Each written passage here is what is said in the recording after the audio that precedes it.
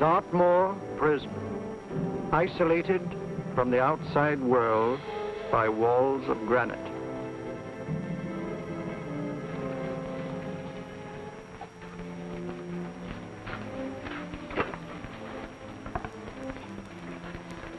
They say you could get out of here by merely telling what you know. You may or may not be another Scotland Yard bloke. But I'll give you the same answer I gave the others. I still have 2 years, 8 months, and 6 days left in which to make musical boxes. That'll be sold at auction for the benefit of this delightful sanctuary. And I intend to serve them.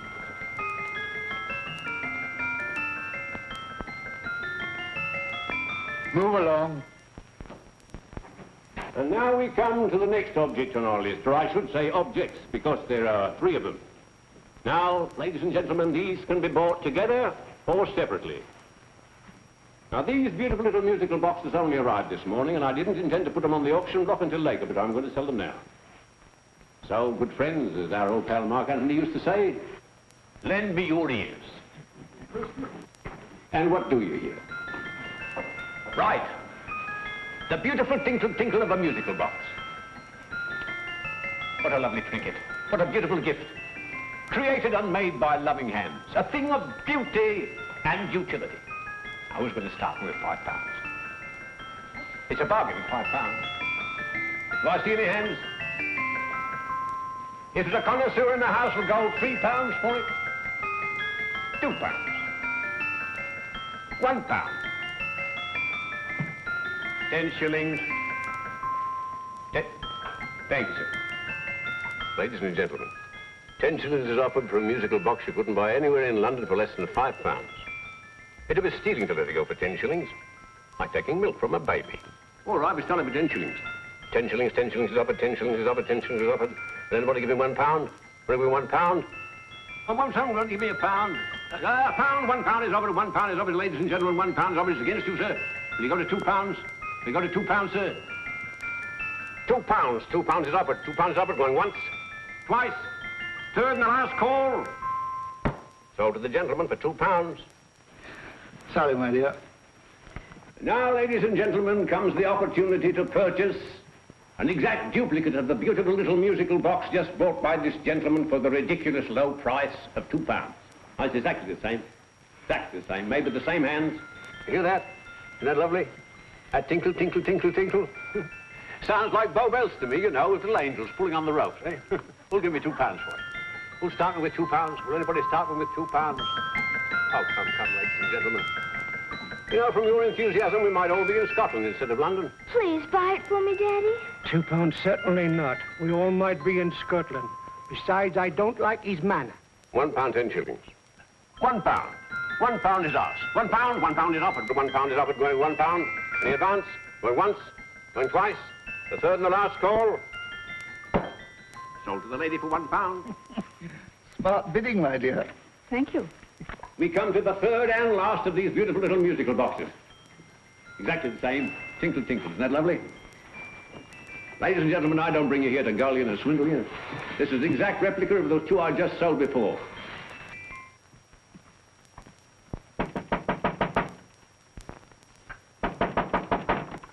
We're closed. But this is extremely important. Come in, sir, come in. I'm sorry to disturb you, but I was unfortunately delayed from arriving in time to bid on certain articles which I was rather anxious to obtain. Or perhaps they weren't sold, sir. We are carrying several things over. What might the articles be, sir? 3 identical musical boxes, about so large. Oh, I'm sorry, sir, but they were sold. Pity you weren't here to bid on them. They didn't bring anything like the real value. I'm most anxious to obtain them. I wonder if your records would show who the purchasers were. Oh, we don't usually give out that information, sir. For certain, shall we say, sentimental reasons, I'm most anxious to get in touch with the purchasers. I'd be willing to pay, shall we say, £5. Well, for certain sentimental reasons, sir, we'd be very happy to oblige. Alfred, today's sale. The 3 musical boxes. Musical boxes, oh. Ah, here we are. The first purchase for £2 from Mr. Julian Emery, 52 Portman Square. Write these addresses down, Alfred. Yes, sir. Second didn't leave any name. Well, how unfortunate. I think she's a dealer. You see, they don't like us to know where the things are going. On account of the profits. You say the second purchaser was a woman. Can you give me a description of her? Oh, she was a young woman. Fairly tall, slender. Had a light complexion and dark hair, and she was wearing A grey suit, don't you remember? That's right. She probably runs a gift shop. She paid £1. You say she comes here fairly frequently? No, I didn't say so. But she does, sir. Like as not, she'll come in on Thursday. We have sales on Mondays and Thursdays. Oh. And the third box? The third?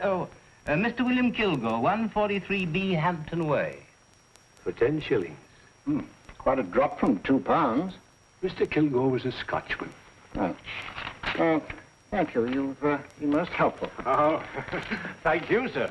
And any time you're passing, drop in. We always have lovely things for sale. Our card, sir? Thank you. I'll be back Thursday.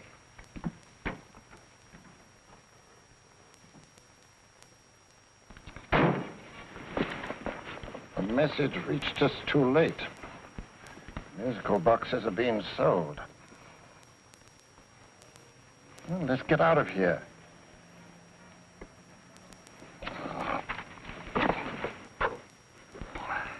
Someday you'll go too far. Reaching for a star, you fool. Yet a fool may touch a star, Colonel Cavanaugh, if he but reach high enough. But not possess it as you would. The musical boxes, they've been sold. What a pity for you, my dear Colonel. Is it my fault that the message reached us only an hour ago? Is it my fault that they were sold? You can't hold me responsible for that. Hope for your sake you're right.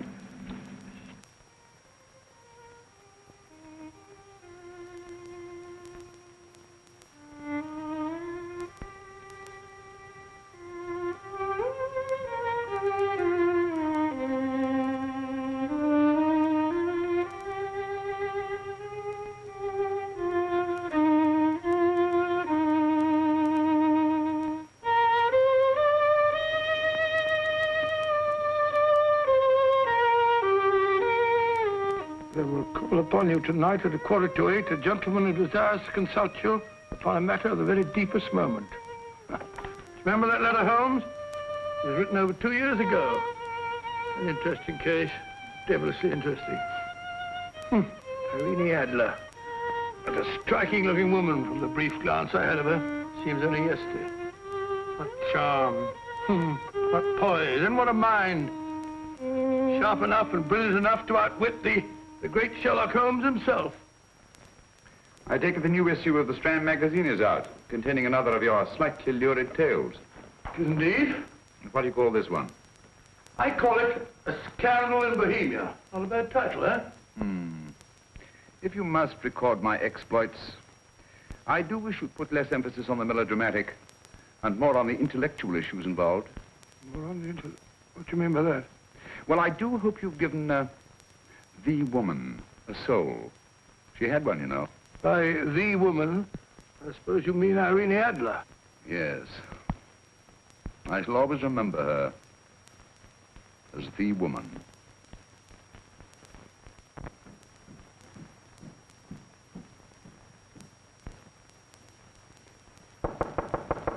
Come in.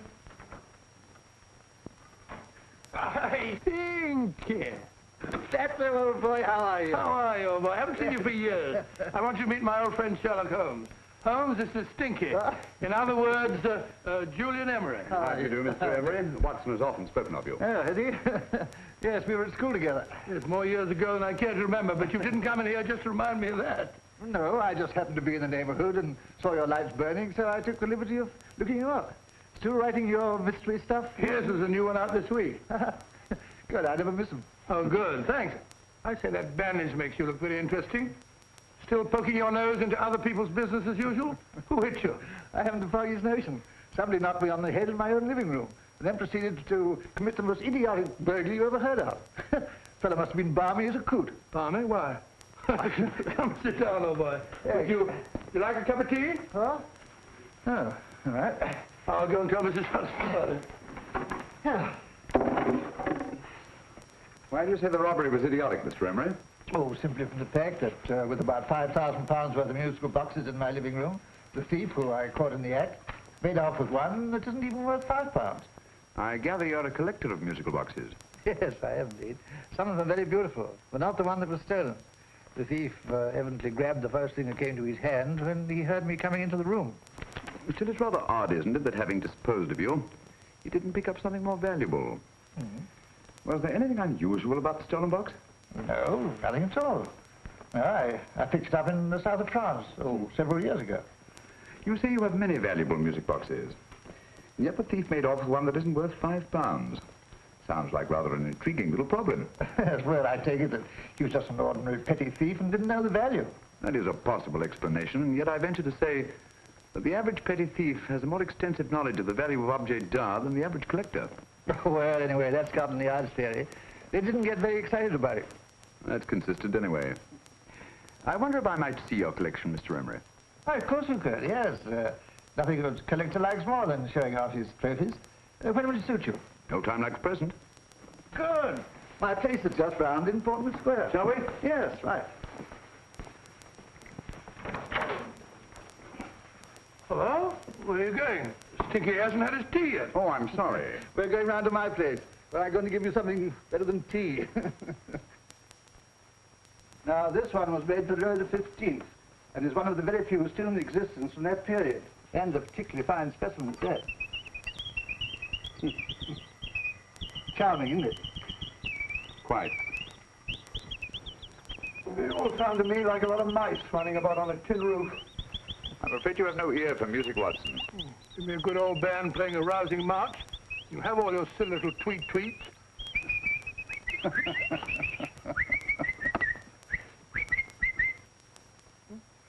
No room.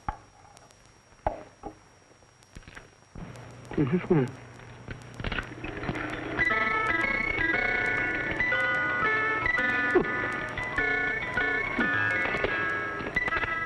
Stupid thing. Singing rabbit.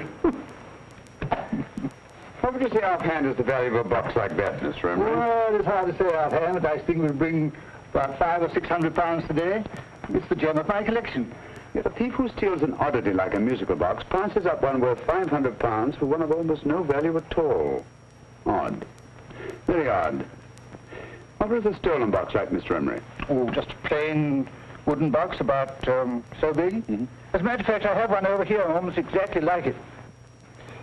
I picked this up yesterday at an auction room in Knightsbridge.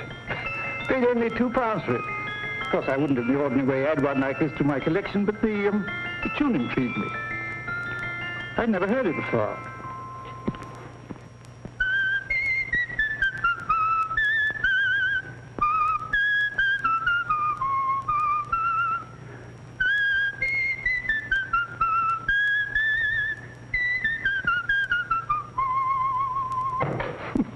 You have a remarkable ear for music, Holmes. Rather an unusual melody. Sit down, Will.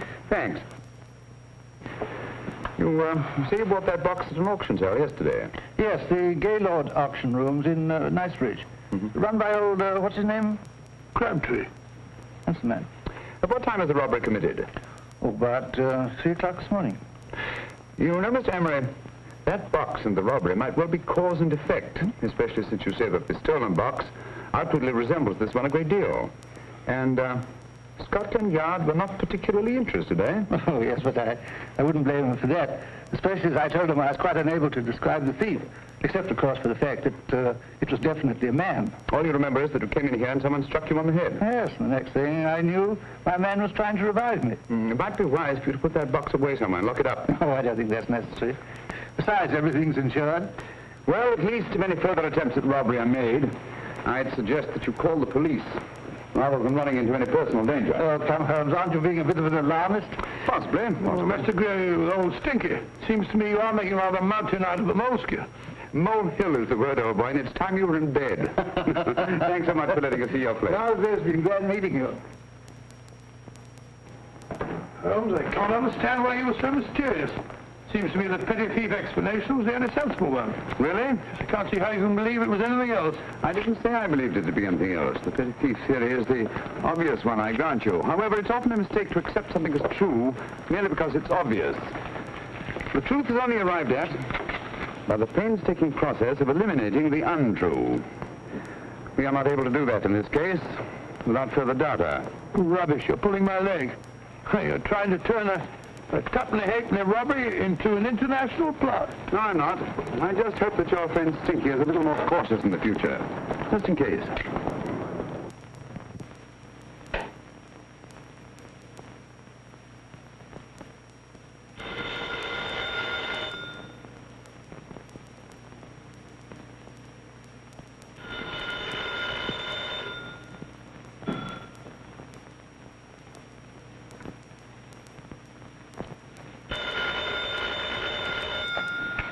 Yeah?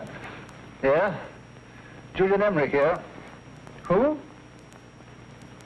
Of course I remember you, Mrs. Courtney. Yes. Yes, you're the one bright spot at that appallingly dull affair of Lady Sansa's. Huh? Of course it isn't too late to come around.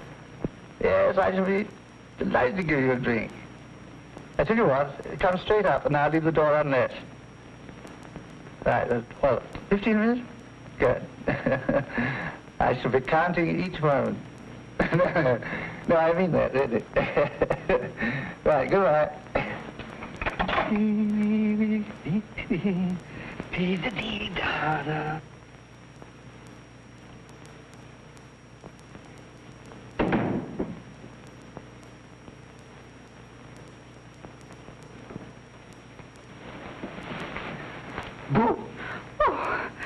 You startled me. Did I? Yes. Must be the pixie in me. I know I shouldn't have called you so late, but I was at a party just around the corner, and I remembered your invitation to see your collection of musical boxes. My dear Mrs. Courtney, the pleasure is all the greater for being so unexpected. My friends call me Hilda. Thanks.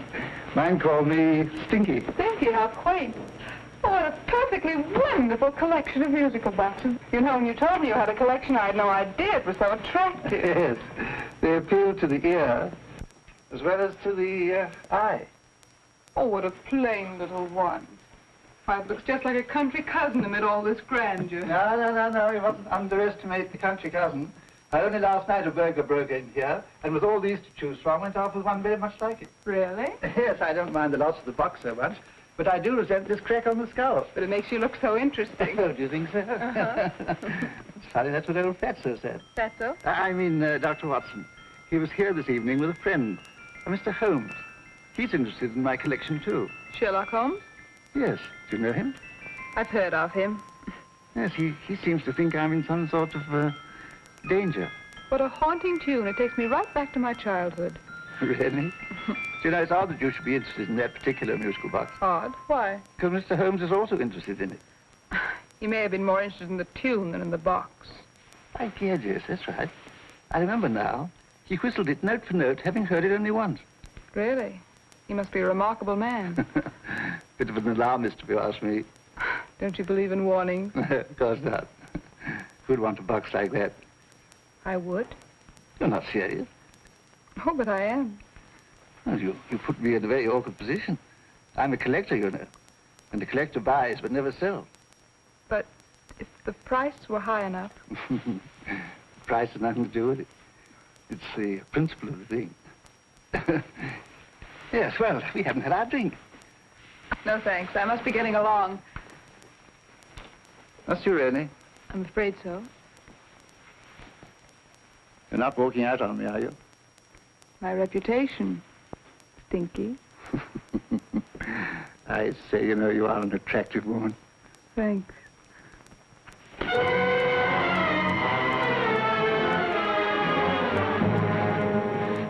You fool. I told you to wait outside.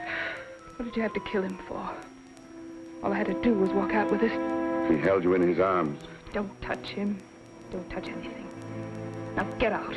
I'm sorry. You're sorry. What about me? This is murder. What about Scotland Yard? What about Sherlock Holmes? Now get out!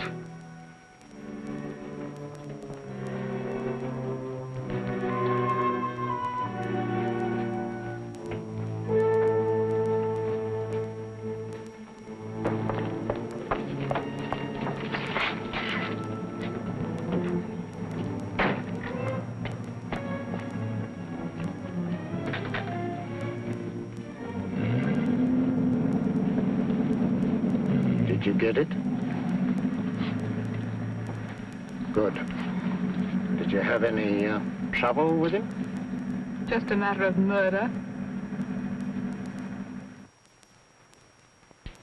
Ah, Mr. Holmes. Hopkins. Thanks for coming so promptly. Inspector Lestrade suggested that I call through to you. Mr. Emery was the client of Mr. Holmes, Inspector. Indeed. You didn't mention that when I telephoned you, Mr. Holmes. Well, not exactly a client, Inspector. Sergeant Thompson? He was killed between the hours of 11 and 2 o'clock this morning, Mr. Holmes. Must have been someone he knew, someone of whom he had no suspicion. Poor old Stinky. It's all my fault. I should have prevented this. Well, it's no time to start talking about that now, Doctor. Apparently it's gone. That's the second attempt on the musical box that Emery bought at the auction sale. And this time it was successful. But that box was only worth £2. It was worth a man's life, Watson. I think we'd better pay a visit to Gaylord's auction room and that fellow Crabtree. Inspector, may I suggest that you make a complete search of this flat for a small, plain, musical box about that size? Thank you. Come on, Watson. You say the first box went to Mr. Julian Emery. The second to Mr. Kilgore, 143B Hampton Way. And the third to the unidentified young lady who presumably has a shop and lives near Golders Green. That's right, Mr. Holmes. Isn't it rather strange, Mr. Crabtree, that you should have had 3 identical musical boxes all playing the same tune? Where'd they come from? Dartmoor Prison. Dartmoor? Yeah, we get a regular shipment from there every month. The inmates manufacture them. Well, they make all kinds of things, you know, pipe racks, waste paper baskets, musical boxes. Did you happen to notice if anyone showed any particular interest during the auction in the purchasers of these 3 boxes? Oh, come now, Mr. Crabtree. This is very literally a matter of life and death. Well, since you put it that way, Mr. Holmes, there was a gentleman came in here about an hour after closing time, and he was in an awful state, he was. He gave me £5 to tell him where the boxes had gone to. He said they had a sentimental value for him, sir. Expensive sentiment. Can you describe him? He was tall, distinguished looking, and he had grey hair and a moustache. He was quite a gentleman, sir. What was his reaction when you were unable to supply him with the address of the young lady who owned the shop?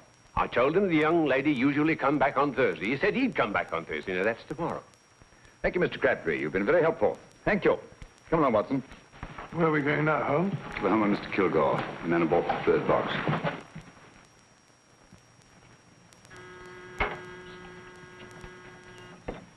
But hang it all, Holmes, how do you know those other 2 musical boxes are of any importance? I don't, but I certainly have no intention of waiting until the owners are murdered to find out. No one at home. I hope that's the explanation. I'll have a look through this window.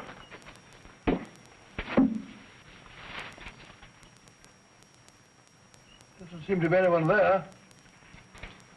The whole place seems deserted as far as I can see. Yes.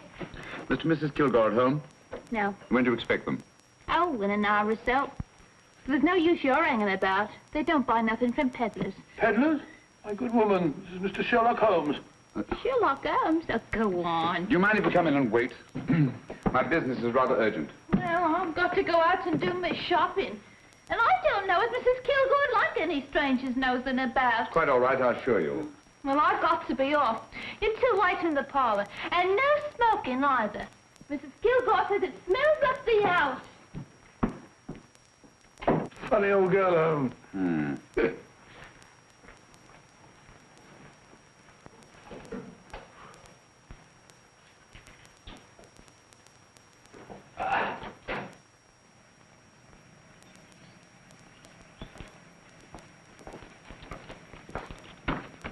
Park Lane.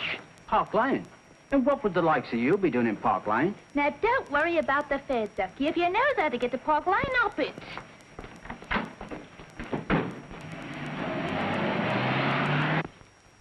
You know, Holmes, I've been thinking. There must have been something hidden in that box of old Stinky's. Stolen jewelry, possibly. What's up, Holmes? Listen. What's just the steam in the water pipes?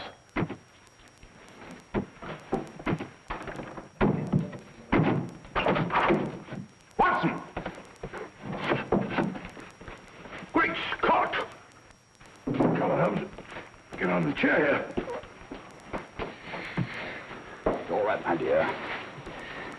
There. Now, don't worry. It's all over.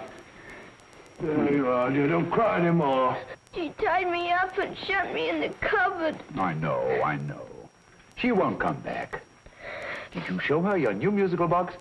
Yes, she said she wanted to hear it play, and as soon as I showed it to her, she grabbed hold. I know. Now, don't worry. We'll buy you a new musical box. Yes, my dear, the best one in London. Watson. Oh, what a fool I've been. What do you mean, Holmes? She took the musical box out of this house in that market basket, right under our very noses. Why could the Kilgore charwoman want to take the music box? She isn't the Kilgore charwoman. She's a consummate actress. An extremely clever, unscrupulous woman who will stop at nothing. Take care of the child, will you, Wolfella, until our parents get back. Explain everything to them. Of course I will. But, Holmes, where are you going? Somewhere, somehow. I must get to the young lady who bought that third musical box before our opponents find out. I only hope that I won't be too late. Oh, no. No, darling, you mustn't cry anymore. Now, cheer up. Would you like to hear old Uncle make a noise like a duck?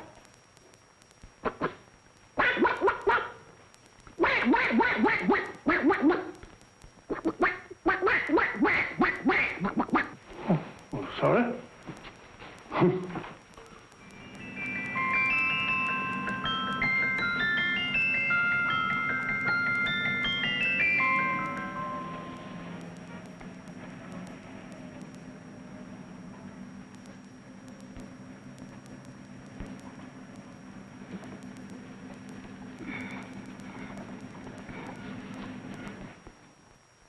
Now, ladies and gentlemen, how much am I offered for this beautiful lace Dresden china figurine?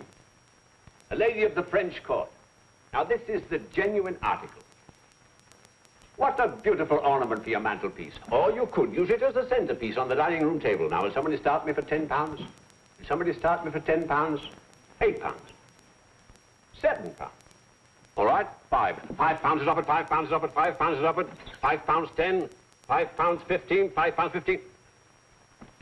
£6 is offered, £6, going once, going twice, the third and the last call. Have you all done? Sold to the lady from Twickenham for £6.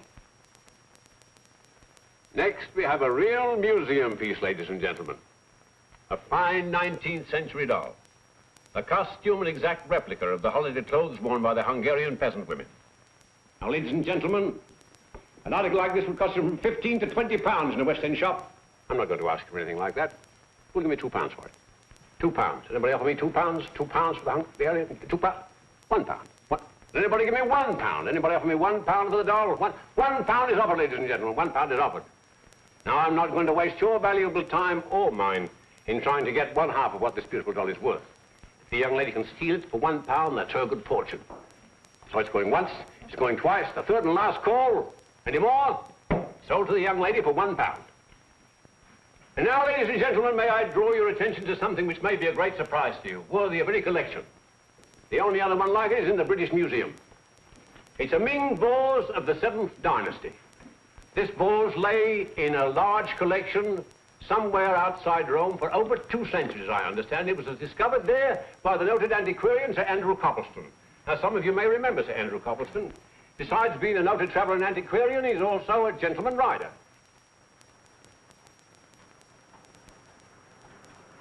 A girl with a parcel in her hands, that's her. Are you sure that's the girl? Well, she fits perfectly the auctioneer's description. Follow her, Hamid.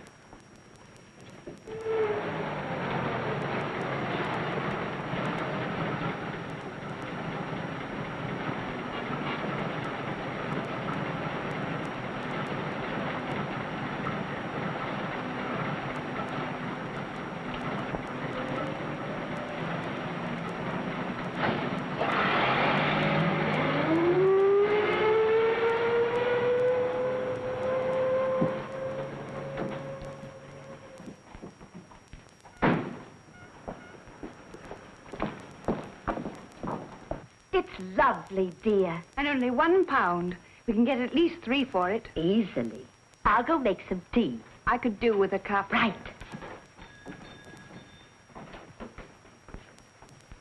Good afternoon. Good afternoon. I'm looking for a birthday gift for a 7-year-old girl. What would you suggest? We have some lovely dolls. Now, this Hungarian I think she has enough dolls already. Books are always welcome. Well, I'm looking for something a little different. Oh, that's rather cute. What is it? Well, that's a musical box. Children always love them. And this is an exceptionally nice one. It plays many tunes.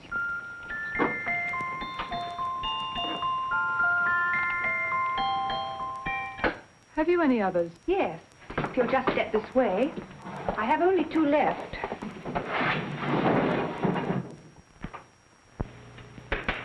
Oh, nice.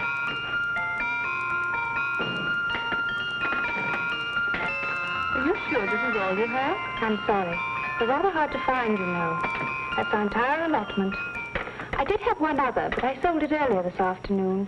But it was only a plain wooden one. It wouldn't have been a very nice gift for a child. Really? Do you happen to know who the purchaser was? Why, yes. He left his card, just in case anyone should inquire for him.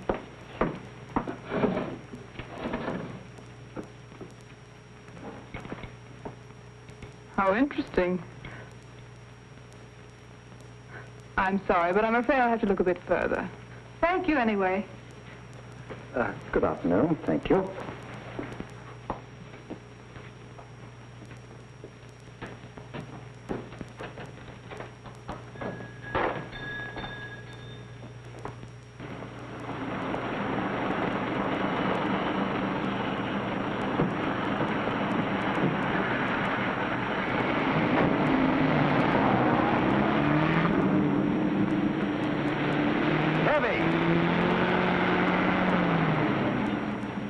Follow that cab. Here, now, what? Scotland Yard. Hop in.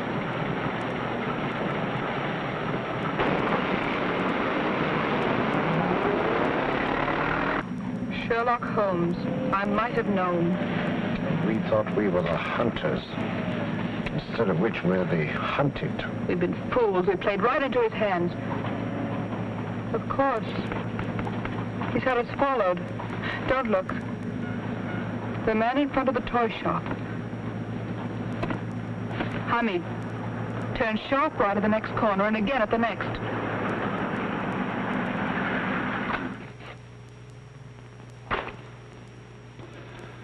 No photograph of her, Commissioner, as I expected. She's not a known criminal. But how do you expect to know if you do find her? After all, she was disguised as a charwoman. Don't worry, old fellow. If I ever see her again, I'll recognize her. Well, it won't be long till we know who they are and from where they operate. Who's covering them? Sergeant Thompson's following them, sir. They won't get away from him. He's a good man. We could have arrested them at Clifford's toy shop if we had any proof. But we know that they killed Emery. Proof, my dear fellow. We must have proof. We've x-rayed it, sir. There's nothing whatever concealed in the box. We'll have a look at the plates.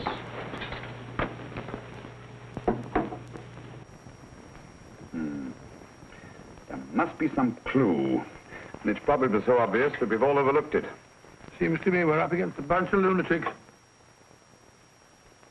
Not lunatics, my dear fellow. Extremely astute, cold-blooded murderers. What can these little musical boxes have in them that's so important? Don't forget, they were made in Dartmoor prison. You can smuggle stuff into prison, but not out. You want us to break the box apart, sir, to see if there's anything the x-ray hasn't caught? No, not yet. Do you mind if I take it? Certainly. Thanks.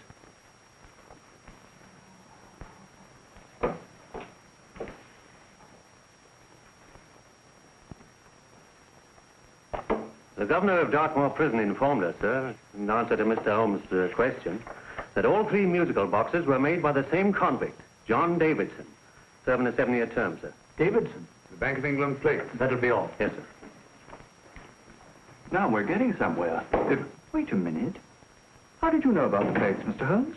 I'm a student of crime, Inspector. I make it my business to know about such things. And when the name of Davidson was mentioned... Well, who is this fellow Davidson? As long as Mr. Holmes seems to know all about it already, I suppose there's no harm in telling you. 2 years ago in London, there occurred a robbery of such tremendous importance, although the stolen articles themselves have no intrinsic value whatsoever, that the Home Secretary was instrumental in seeing that not a word of it appeared in any newspaper. But you never told me anything about this, Holmes. You were away at the time. Articles of no intrinsic value and yet of such importance? I don't understand. Davidson was apprehended within 15 minutes of committing the theft.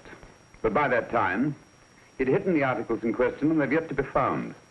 Before going further, Dr. Watson, I must inform you that this matter is not to be mentioned outside of this room. Of course not. Do I look like a man who'd gossip? Let's not go into that now, old fellow, shall we? Davidson had been employed for years in a position of extreme trust by the engravings department of the Bank of England. The articles he stole were nothing less than a complete duplicate set of plates for printing £5 notes. What? The Bank of England's own plates? Precisely. And with those plates, a gang of crooks could flood England with £5 notes, not forged in the usual sense of the word, but notes undetectable from genuine Bank of England notes in any way whatsoever. Good heavens. Any whisper at all might have resulted in enormous damage in shaking public confidence in the Treasury. We tried everything after we arrested Davidson. Offered him a shorter sentence if he'd tell us where he'd hidden the plates. Why, we even put in Scotland Yard men with him as cellmates, but no result. Obviously, Davidson is a man of strong character and infinite patience. Yet suddenly he feels impelled to smuggle out the secret of the hiding place of the plates to his confederates. Why? I don't understand, Mr. Holmes. Well, for example, has the Bank of England made any plans to radically change the design of the £5 note so that in, say, 7 years from now, notes made from the stolen plates would be worthless? Confidentially, Mr. Holmes, such a move was discussed. But replacing all the £5 notes in circulation would be such a Herculean task that nothing's been done about it as yet. I see. Of course, there is another possible explanation. Davidson didn't have much time to find a hiding place before he was captured. He may be afraid that the plates will be accidentally discovered before he's released. Hence his anxiety to communicate their whereabouts to his confederates as soon as possible. I believe you've hit it, Mr. Holmes. I'm sure that the message is contained in this musical box. Or rather, in all 3 musical boxes, since possession of all 3 seems to be essential. Our opponents have 2/3 of the puzzle, we have 1/3. Well, what are you going to do, Holmes? Try to deduce the message from the 1/3 that we have.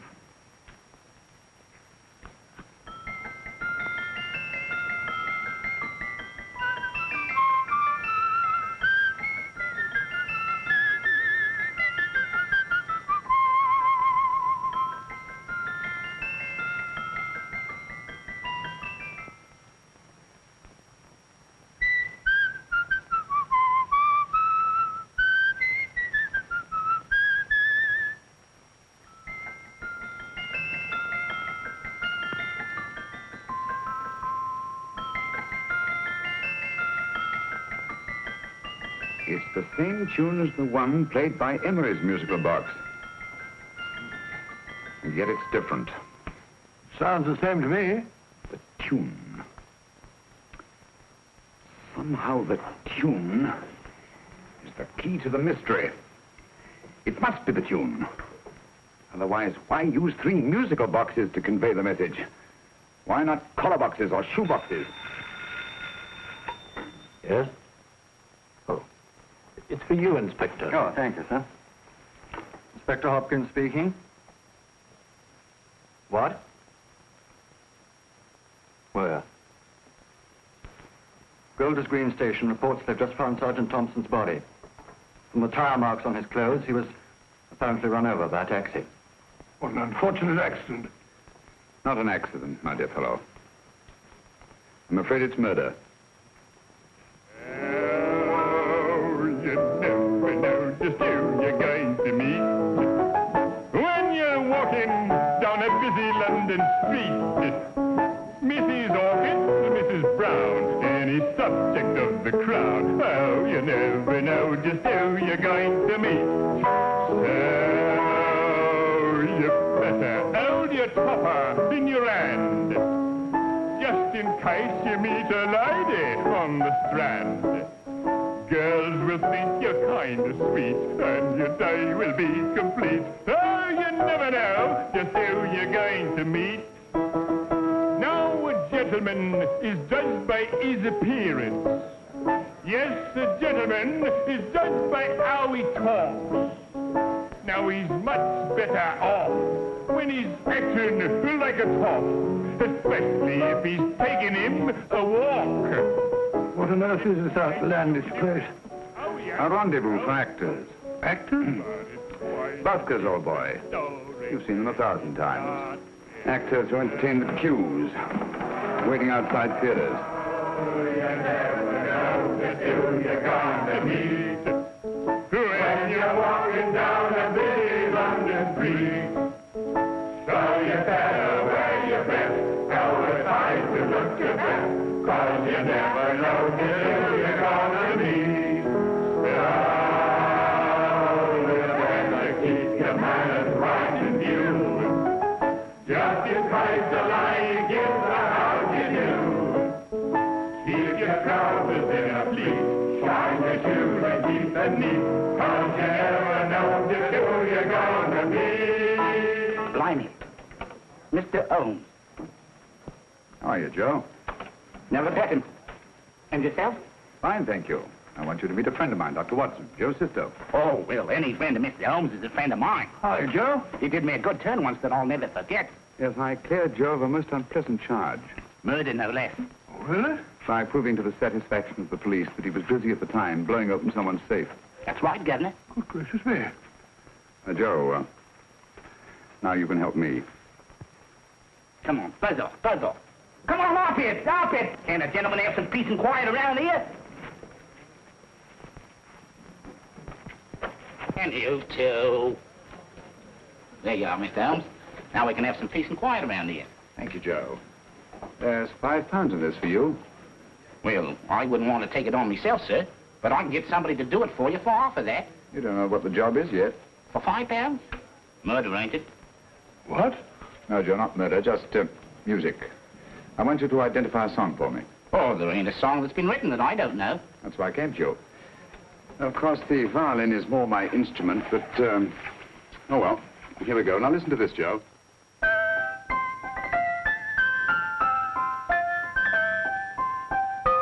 Wait a minute. You're playing that wrong.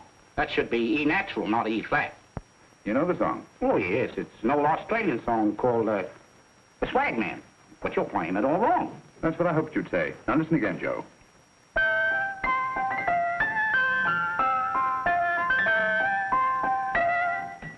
That's the same tune, all right. But you're making different mistakes than you did the first time. No, not mistakes, Joe. Call them variations. Here, play the song for me, will you, the way it's written.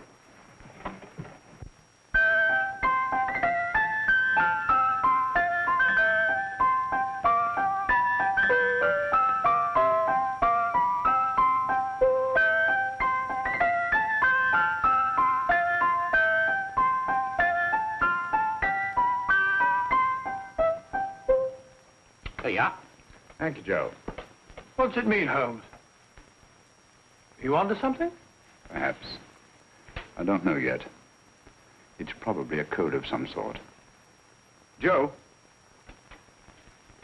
Could you write the song down for me? The way it was originally written? Oh, sure, Mr. Holmes. But it'll take a few minutes. Mm-hmm. Here, Mabel. Pale ale. Come on, off to it. Along with it.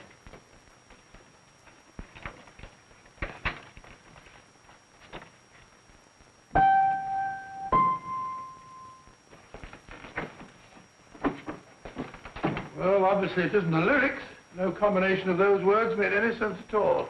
The variations in the way Emery's musical box played the tune are different from the variations in the one we have. You sure? Quite. You see, I took the trouble to memorize the tune as played by Emery's box that night we were with him in his flat. Holmes, you amaze me. Elementary, my dear fellow. One of the first principles in solving crime is never to disregard anything, no matter how trivial. Why are there 3 boxes? Why not 1? Because the message was obviously too long to be conveyed by any one variation.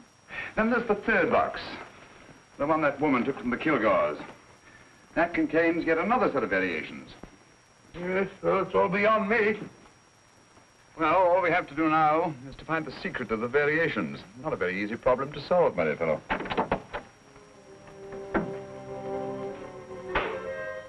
Hello. What's up?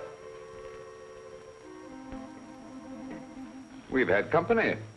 I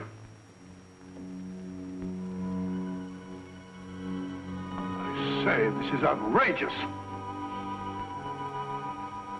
Ask Mrs. Hudson to come in here, will you?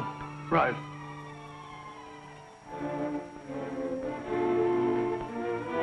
Mrs. Hudson?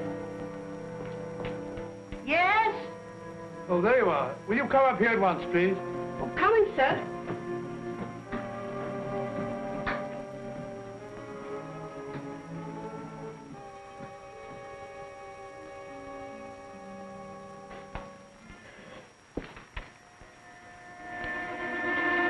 Mercy me, Mr. Holmes. What has happened? Who called while we were out, Mrs. Hudson? Just a young lady. The one who said you wanted her to wait for you. And a nice-looking old gentleman with Our her. friends again, Watson. Friends? What did the young lady look like? Oh, I couldn't see her face. She had a heavy black veil on. But she had such a nice way with her. Oh, I'm sorry, Mr. Holmes, if I've done anything wrong. But you did say I should always let clients come in and wait for you. Don't worry, Mrs. Hudson, don't worry. You had no way of knowing. It's quite all right, quite all right. Now, don't worry, Mrs. Hudson. Don't worry. Where on earth's the musical box? They didn't get it. Didn't get it? Where is it? It's in your hand. Huh? In that biscuit jar. Pick the biscuits off the top. Now put your hand inside, and you'll find the music box. Well done, Holmes. Well done. Amazing.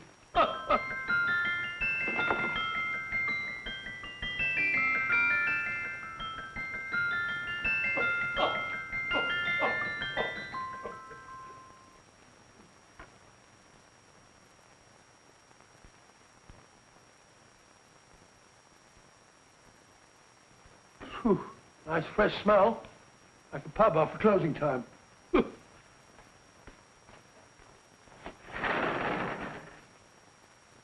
I say, Holmes. What?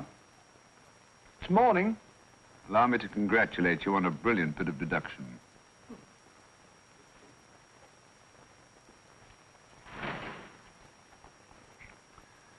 It's not a transposition, not a polygraph transposition, not a trigraph, nor any known form of decoding.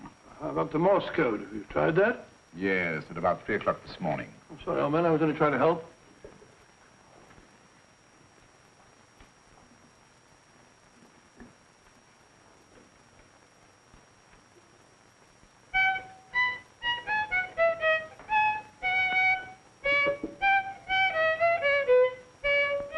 Oh, do me a favor.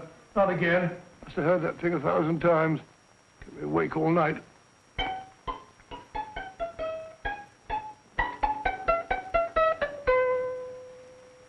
Not a very distinguished composition, I grant you. You know perfectly well I don't know one tune from the other. When I was a kid, my people tried to have me taught the piano. I've always felt sorry for that old teacher of mine. The poor old girl finally reached the point of numbering the keys for me. 1, 2, 3, 4. Even then, I never progressed beyond... Numbering the keys, Watson. The 19th key of the keyboard is the 19th letter of the alphabet. S. Here. Write it down when I give it to you, old fellow, will you? The first altered note. Write S first. Now, the 8th key is H. The 5th key, E. The 12th key, L. The 6th key, F. S-H-E-L-F. Shelf. Your piano lessons were not in vain, old fellow. You've solved it. Thank you. Thanks, old bean. Oh, Liz. We now have 2/3 of the message. Behind books, third shelf, secretary, Dr. S. Presumably, these are the first and second portions of the message. And this gang has the first and third parts of it. Precisely. Then it's a stalemate? Yes, Commissioner, but we can't leave it like that. There's no doubt in my mind that they'll try to secure our third of the message that's missing.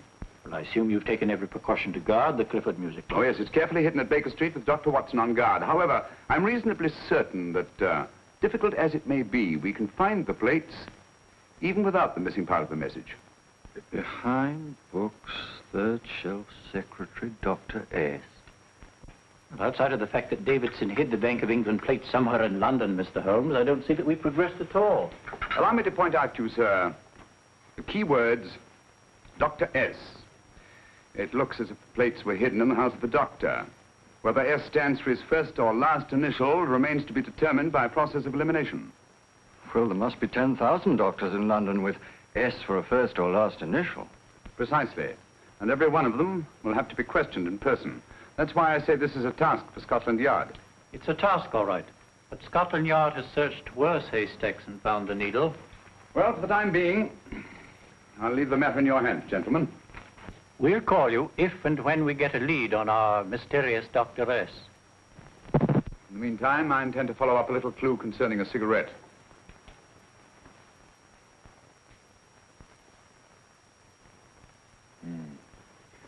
You're certain of the identification of the tobacco? Absolutely. I have made up this special blend for only 3 customers. It is almost pure Egyptian, with admixture of latakia for added body, and a pinch of perique.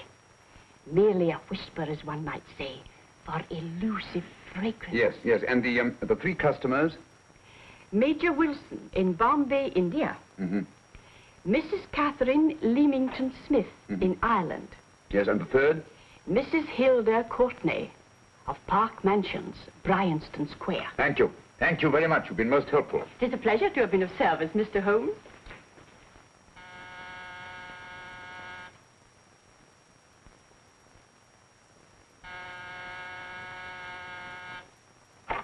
Yes? Mrs. Courtney? Yes. My name is Sherlock Holmes. Oh, do come in. Thank you. I've heard of you, of course, Mr. Holmes. I believe we have a mutual friend in Sir Edward Brookdale. He's spoken to me of you quite often. Indeed. And to what good fortune am I indebted for this visit? I think you know Mrs. Courtney. Well, I did get a summons for speeding last week, but outside of that, I don't think I'm of any interest to the police. Oh, come now, Mrs. Courtney. You seem to forget that you and I have met before. I'm sorry. I'm sure I would have remembered meeting the great Sherlock Holmes. Please sit down. Thank you. You say we met before. Yes. At the home of Mr. and Mrs. Kilgore, 143B Hampton Road. Kilgore?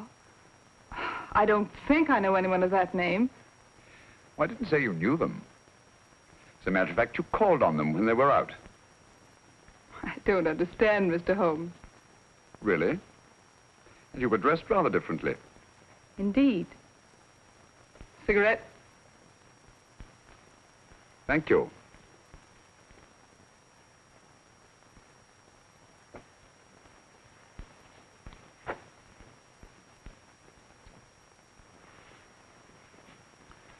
Thank you. You know, Mrs. Courtney, people generally forget, in assuming a disguise, that the shape of the ear is an almost infallible means of recognition and identification to the trained eye. Evidently, you've mistaken me for someone else. Oh, no, not at all. Though naturally, I expected your denial. But when you paid your visit to my rooms at Baker Street, you carelessly left behind another identification. They're, identical, aren't they? Yes, I must admit they are. You see, Mr. Holmes, to catch one as clever as you, I had to use a very special lure. I knew you'd be unable to resist the bait of my cigarette, having read with great interest your monograph on the ashes of 140 different varieties of tobacco. I should advise you not to move, Mr. Holmes. I must congratulate you on your ingenuity, Mrs. Courtney. It was indeed a brilliantly designed trap. Thank you, Mr. Holmes. Praise from a master is indeed gratifying. I shall always cherish the memory of your flattering words. Memory? Precisely. I'm afraid these gentlemen have a most regrettable task to perform. Unless, of course, you care to turn over the missing musical box with your pledge to take no action against us in the future. I'm afraid that will be impossible. I thought that would be your answer. Hamid! Careful! Careful. There's no need to be unnecessarily rough with our distinguished guests. You realize, Mr. Holmes, that your demise will not take place here. The corpus delicti, you know. Well, naturally. Shall we go? It's so fearfully awkward having a dead body lying about. Don't you agree, Mr. Holmes? Another dead body shouldn't weigh too heavily on your conscience, Mrs. Courtney.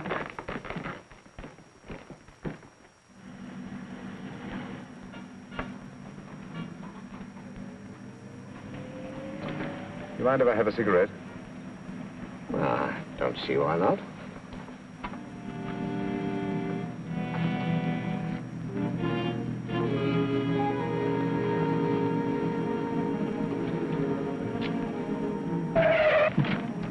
Be careful, Hamid. It's the brakes, they bind. Thank you, Colonel Kavanagh. It's very considerate of you.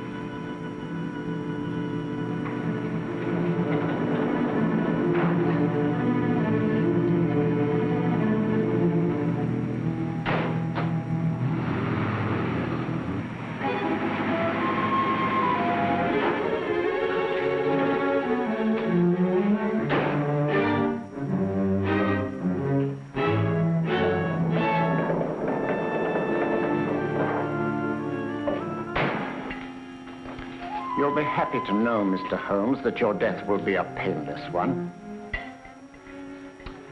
Hamid, attach this to the motor of the taxi. That little attachment, my dear Mr. Holmes, contains the deadly fluid known as monosulfide. The Germans use it with gratifying results in removing their undesirables.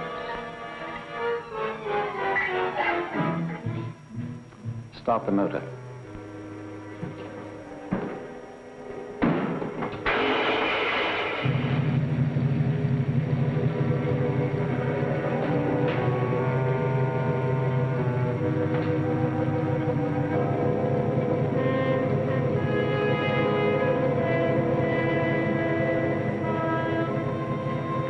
Tape his mouth.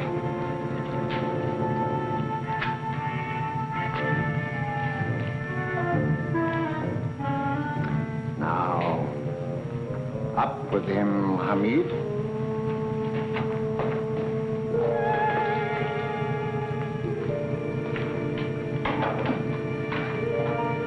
You find yourself like Muhammad's coffin, Mr. Holmes, suspended between heaven and earth.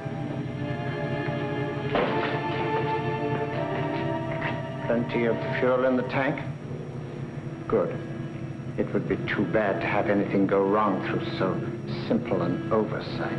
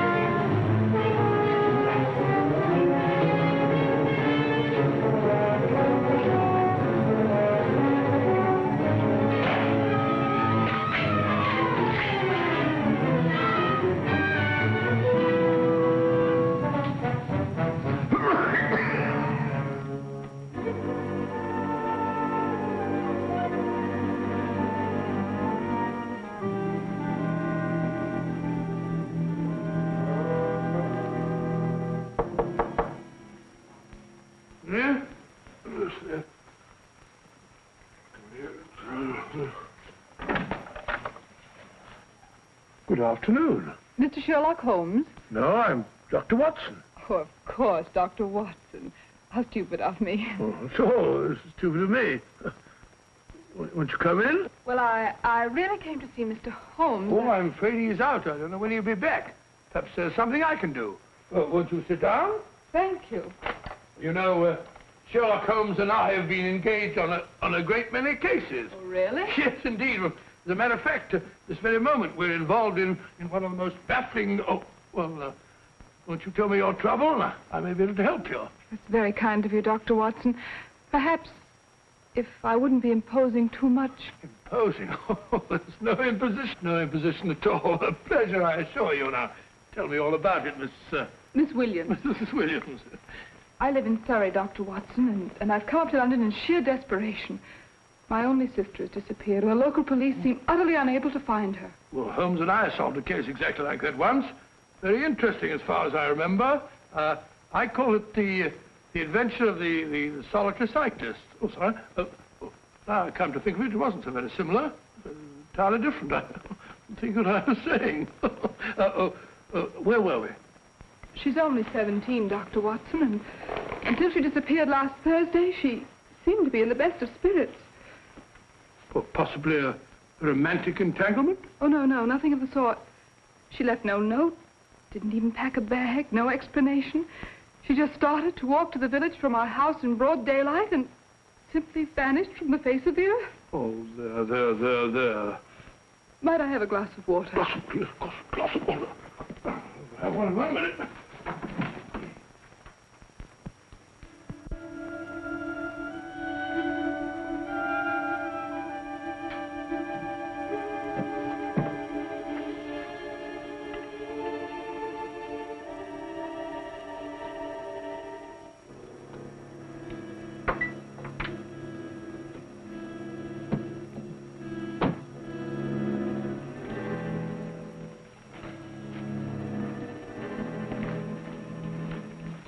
There you are, my dear. Thank you, Dr. Watson.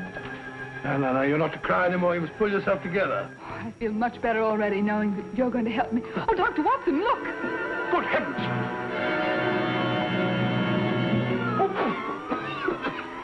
Get through the fire brigade, quickly!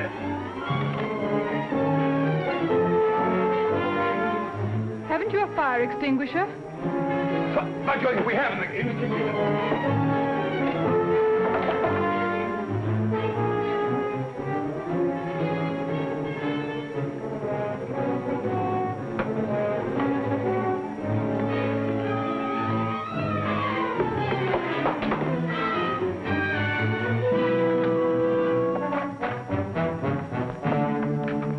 Don't you worry, Miss Williams. We'll have this thing out in no time.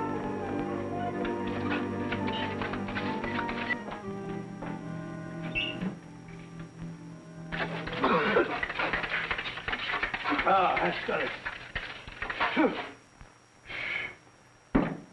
It's there. Well, you see, there was no need for the fire brigade after all. I hope you weren't too frightened, Miss Williams. Gone. That's the trouble with them. They always lose their heads in an emergency. Well...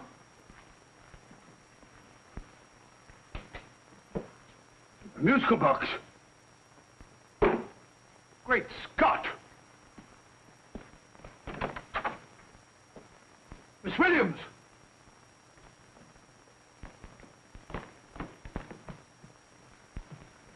Well? Good. And Holmes? By now, Mr. Holmes has no doubt exchanged his violin for a harp. Always assuming that heaven is his destination. And now that we have the missing musical box.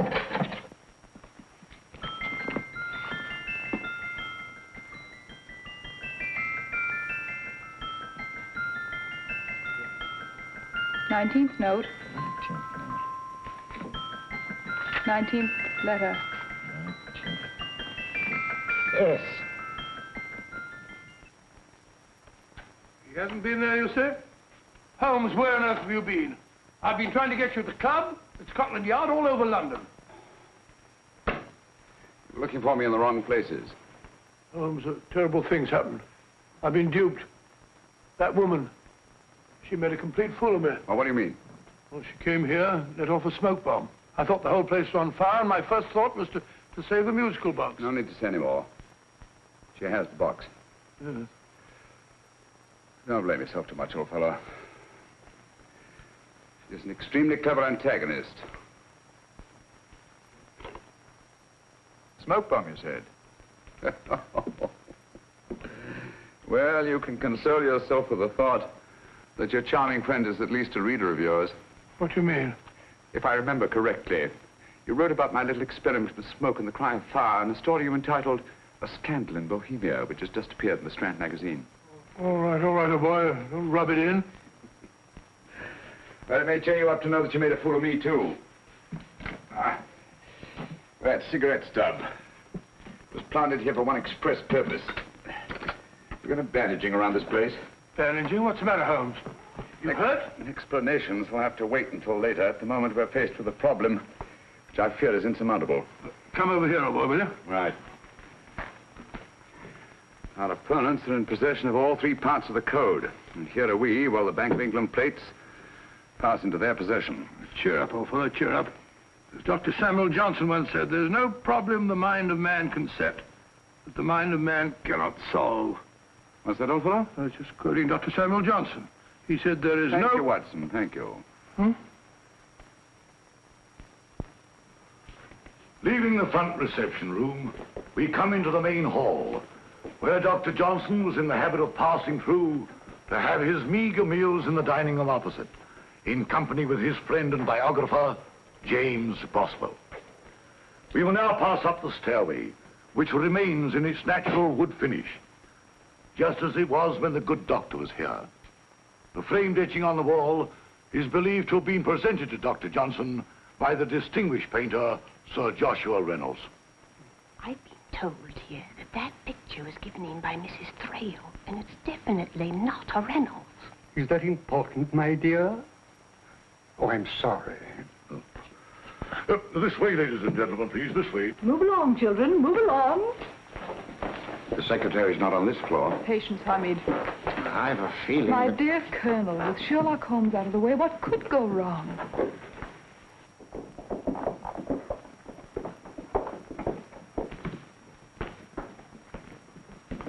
And here we have the Garrett Library, in which Dr. Johnson wrote his famous dictionary, and in which you will see also many of the great man's books and other items of interest. Step forward, ladies and gentlemen, please, step forward. Standing in the corner is the secretary, which contains many of the original works by the literary genius. On this table, Dr. Johnson's cat, Hodge, used to sleep while his master worked. A strange thing about this cat, ladies and gentlemen, was its love of oysters. They do say that the dear doctor often went hungry to find the cat that delicacy. What a pity. Now we will visit the grey room, which is immediately below us, in which you will see the very bed in which Dr. Johnson died. What did he die of? Gout. Just gout. This way, ladies and gentlemen. Mind the steps, please.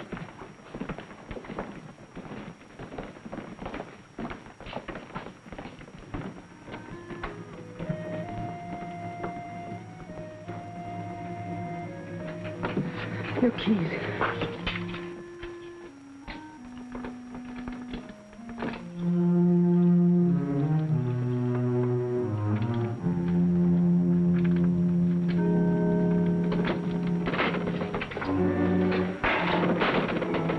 Third shelf up.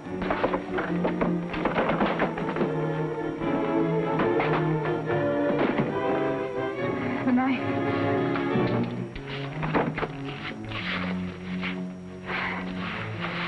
Gentlemen, the Bank of England plates. Well, Mrs. Courtney, so we meet again. No, I shouldn't do that if I were you, Colonel Cavanaugh. I must congratulate you, Mr. Holmes. You're far more clever than I thought. Thank you, Mrs. Courtney. Praise from you is indeed gratifying. I shall always cherish the memory of your flattering words. Memory? Oh, thank you. And now I have a most regrettable task to perform.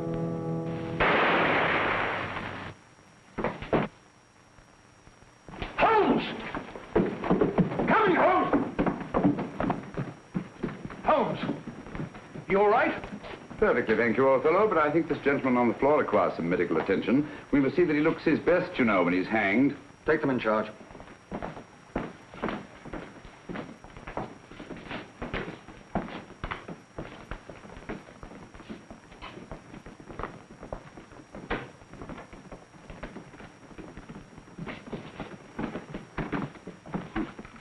A brilliant antagonist. It's a pity her talents were so misdirected. Will you see that these plates are returned to the Bank of England, Inspector? I still don't understand how you solved it, Mr. Holmes. It's entirely due to Dr. Watson. He gave me the clue when he mentioned Dr. Samuel Johnson. Well, congratulations, Doctor. Oh, thank you, Inspector. I don't think I'd have done it entirely without Mr. Holmes's help, you know.